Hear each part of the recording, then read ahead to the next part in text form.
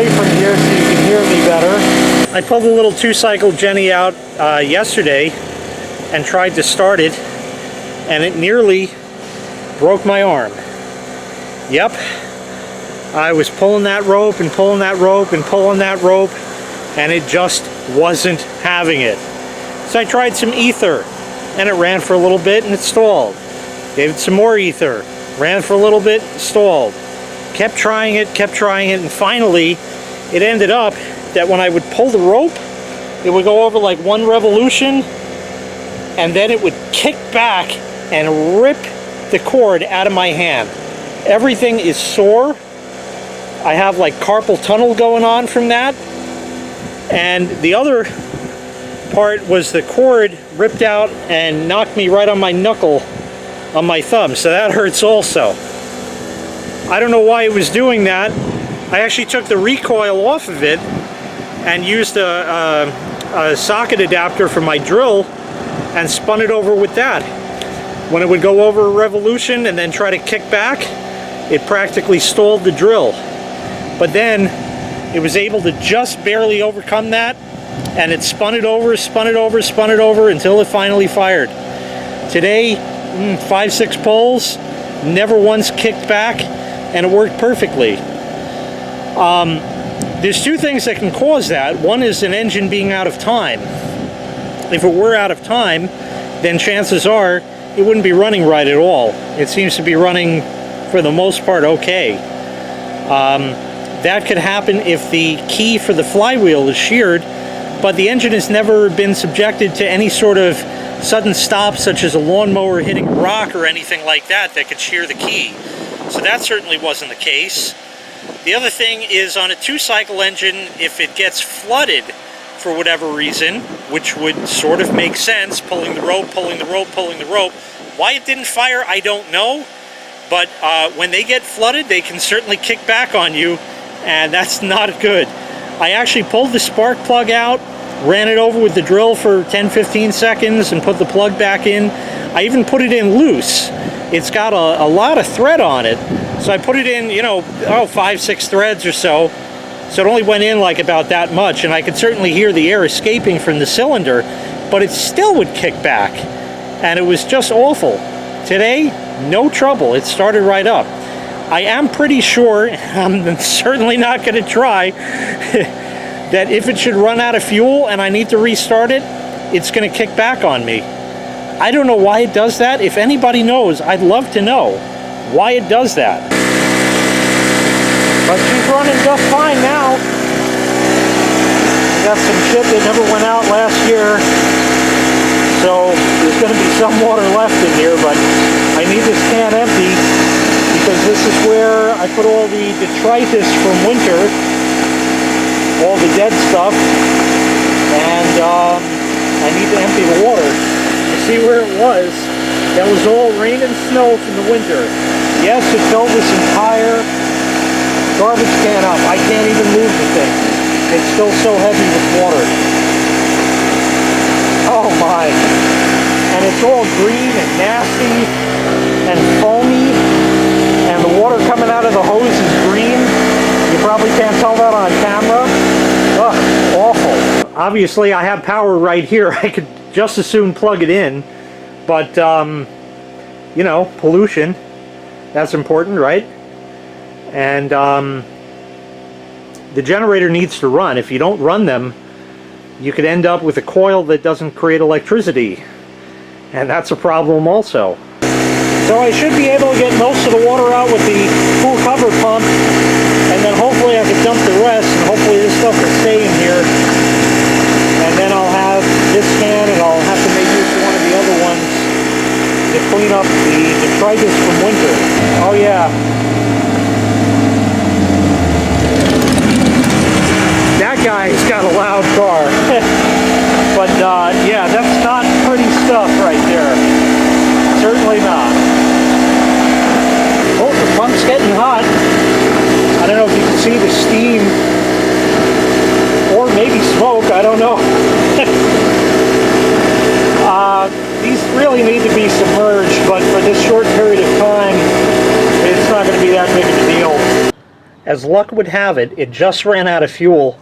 You can actually see the gas can over here. It just ran out of fuel, and I wasn't fast enough putting any in. But the good part is it emptied out the garbage can, and I was just about to disconnect the pump from it anyway. As I expected, it doesn't want to restart. If I put the switch off, so there's no way it will start, in essence the ignition system is dead, I can pull the rope, no problem. As soon as I turn it on, I hate doing this, see? It just kicks back and wants to rip the rope out of my hand. I can't hot restart this. Once it cools down, then it'll be fine. If anybody has any idea why it's doing that and what to look for, I'd appreciate it. The engine runs.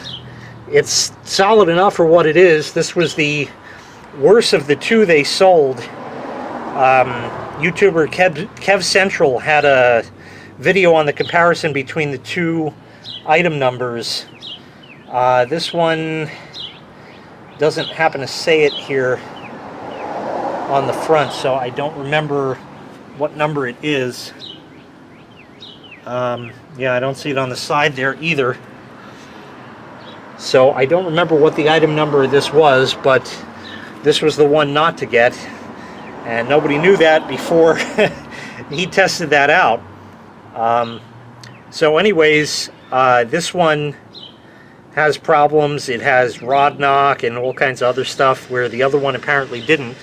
These Stormcat brand ones are gone now, and now they have the, I think it's called Tailgater. They're green. It's the same machine, really. And there might even be two lot numbers of those also. But I have no idea why, and it also doesn't matter if I put the lever to start, you know, and choke it again or anything like that. There's no way I can restart this. The only way I could do that is if I remove the two bolts down here. You got to take out this bolt here. If you can see what I'm pointing at, I can't tell. I just have the camera sitting on the ground. There's one up here. You got to remove two for the fuel tank, and then there's one under the lip of it up there where I don't believe you can see.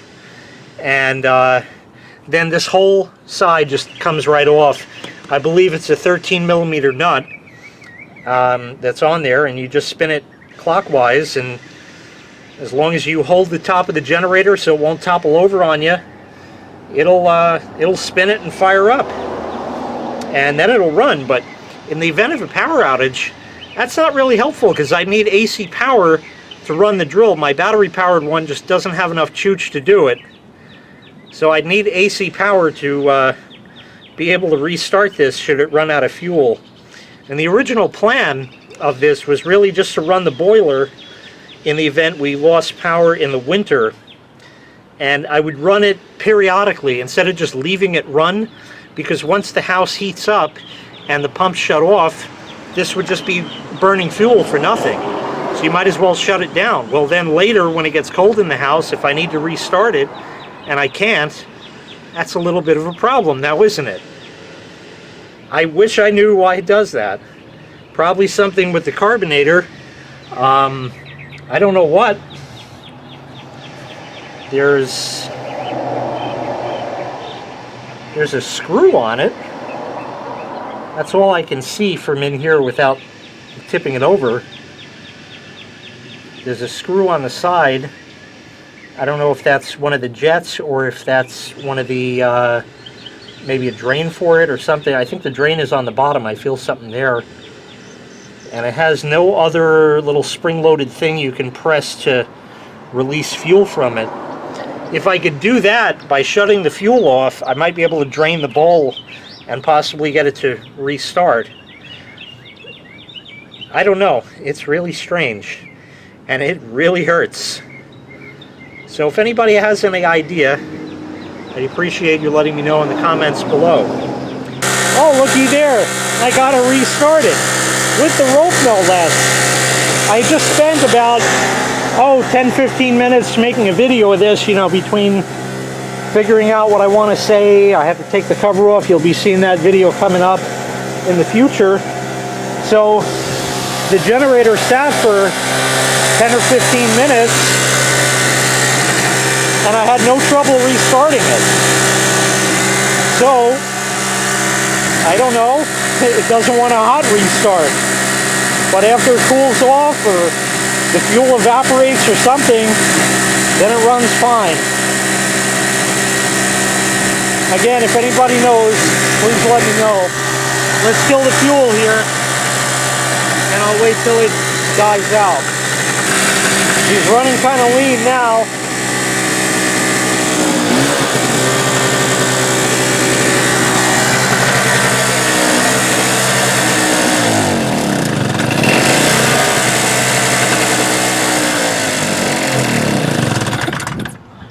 That's it. Now we can shut the switch off. Thanks for watching. Make sure you click like. Make sure you click subscribe. And if you have a comment, please feel free to leave one. Take care.